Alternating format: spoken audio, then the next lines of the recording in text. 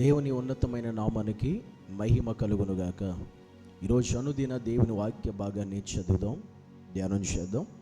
పరిశుద్ధ గ్రంథము నుంచి యెషయా గ్రంథము 54వ అధ్యాయము 14వ వచనం. నీవు నీతి గలదానివై స్థాపించబడదు, నీవు భయపడనక్కర్లేదు. బాధించువారు నీకు దూరముగా ఉందురు, భీతి నీకు దూరముగా ఉండును, అది నీ దగ్గరకు రానే రాదు.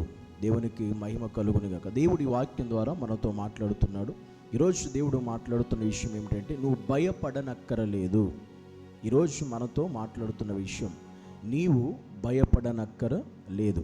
ఎందుకంటే తెలియదు, ఈరోజు ఈ మాటలు వింటున్నటువంటి వారు ఎంతమంది మీరు భయపడుతూ ఉన్నారో, భయపడుతున్నారో. ఏ విషయాన్ని బట్టి అయినా, అది మీ జీవితాల్లో ఉన్నటువంటి పరిస్థితులను బట్టి అయినా, మీ కుటుంబాన్ని బట్టి అయినా, లేదా నీ భర్త విషయంలో ఉన్న స్థితిగతులను బట్టి అయినా, లేదా మీ బిడ్డల జీవితాల గురించి అయినా, వారి భవిష్యత్తు గురించి ఒకవేళ భయపడుతున్నారేమో, వారి యొక్క ఆత్మీయ జీవితాల గురించి మీరు భయపడుతున్నారేమో, లేదా వారి వివాహ విషయంలో మీరు భయపడుతున్నారేమో, లేదా నీ యొక్క భర్త మారు మనసు విషయంలో, నీ భర్త ప్రవర్తన విషయంలో మీరు భయపడే పరిస్థితులు ఉన్నారేమో, లేక మీ కుటుంబంలో ఉంటే ఒక ఆర్థిక సమస్యలను బట్టి ఒకవేళ నువ్వు భయపడుతున్నావేమో తెలియదు.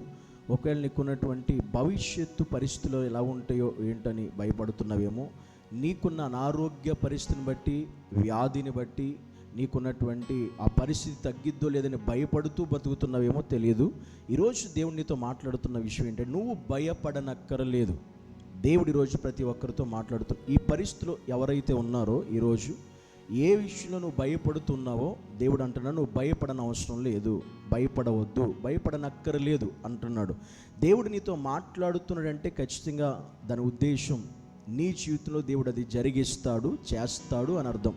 ఈ మాటలు వింటూ ఉన్నావంటే నీ జీవితంలో ఉన్న ఆ భయం ఏదైతే ఉందో దాని విషయంలో కూడా నువ్వు భయపడని అవసరం లేదు అని దేవుడు నీతో మాట్లాడుతున్నాడు. ఎందుకంటే దేవుడు అంటున్నాడు, భయము, భీతి నీకు దూరంగా వెళ్ళిపోతుంది, భీతి నీకు దూరంగా ఉంటుంది, అది నీ దగ్గరకు రానే రాదు. దేవుని మాటను నమ్మగలిగితే, దేవుని మాట మీద మనం విశ్వాసం ఉంచగలిగితే, ఈరోజు మాట్లాడే దేవుని మాట నీ కుటుంబంలో, నీ వ్యక్తిగత జీవితంలో ఖచ్చితంగా దేవుడు జరిగిస్తాడు.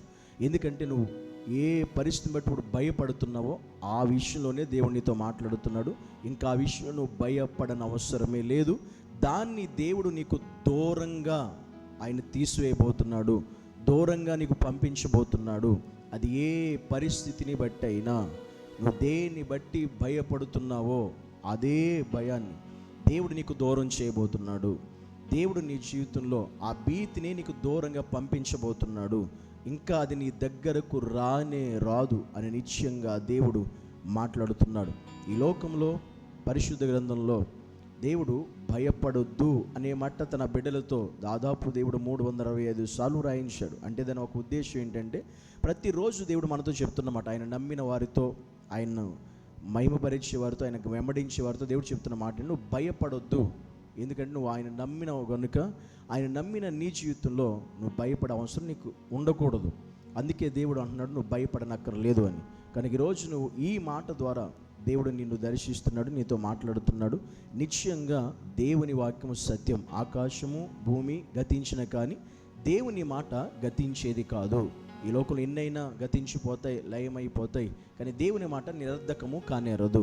కనుక నువ్వు ఏ స్థితిని బట్టి, పరిస్థితిని బట్టి భయపడుతున్నావో తెలియదు, కానీ దేవుడు మాత్రం ఈ మాట నీకు చెబుతున్నాడు ఈరోజు, నువ్వు ఇంకా భయపడొద్దు అని.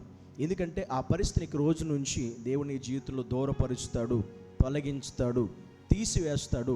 ఇక దాని విషయంలో నువ్వు చింతించడానికి, కృంగిపోవడానికి, నిరుత్సాహపడడానికి అవకాశము లేనే లేదు.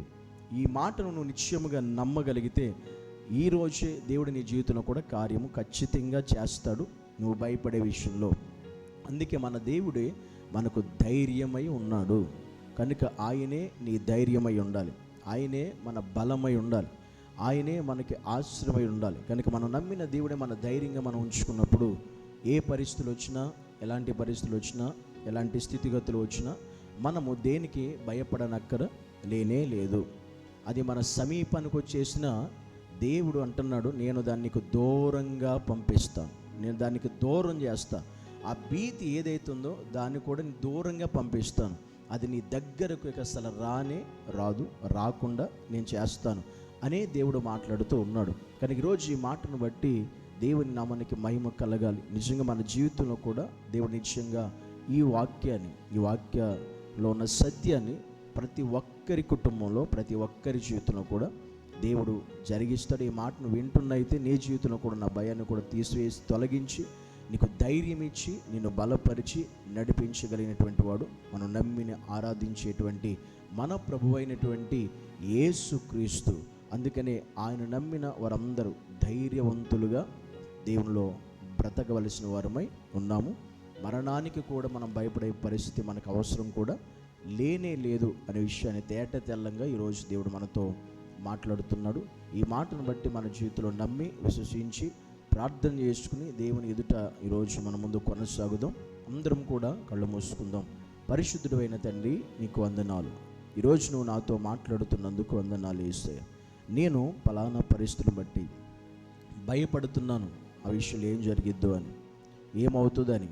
అది నా జీవితం గురించా, నా భవిష్యత్తు గురించా, నా చదువు గురించా, నాకున్నటువంటి బలహీనత గురించా, వ్యాధి గురించా, లేదా నా కుటుంబ ఆర్థిక సమస్యల గురించా, దేని గురించి నేను భయపడుతుంది. ఈరోజు నువ్వు నాతో మాట్లాడి నన్ను ధైర్యపరిచి బలపరిచినందుకు వందనాలు ప్రభు. ఈరోజు ఈ మాటలు వింటూ అలాంటి పరిస్థితుల్లో ఎవరు ఏ భీతితో ఏ భయంతో ఉన్నారో నిశ్చయముగా అది వారికి దూరం మగును గాకని ప్రార్థిస్తున్నాను. నీవే కార్యం జరిగించి సహాయం చేయమని యేసు నామములో ప్రార్థించి వేడుకుంటున్నాము తండ్రి. ఆమేన్.